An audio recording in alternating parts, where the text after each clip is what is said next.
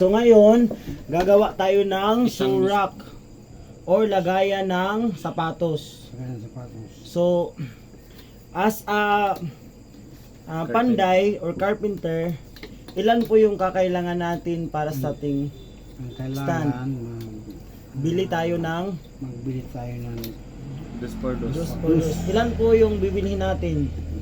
Isang dos por dos. 6 ka Anim, dos por dos. 6 ka dos por dos. Dos por dos.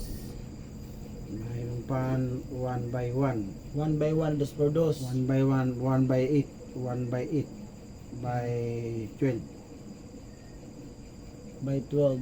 So ito yung mga kahoy na gagamitin natin. So yung ating gagawin na surak ay dapat Tatlong ang tatlong ang ay or apat para mas madami ang malagyan ng mga sapatos. Okay, so para mas malinis, kumbaga. So ito yung ating gagawin. Ito. So pinakang Apat na ang 1, 2, 3, 4. So apat na ang. So yan po ang gagawin natin. So kailangan natin ng dos por dos. Ilan po yung halaga ng dos por dos ngayon? Panday. Ang pagbuhat.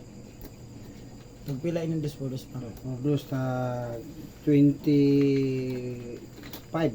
25 pesos. 25 ang bull pit. Ay, ballpit. 25 bull pit. 25. Sa 10 na dos por dos sa 12 40 bull pit. 40 ballpit. 40 times 25. 40 bull pit. 25. Ito yung kakailangan natin na kahoy.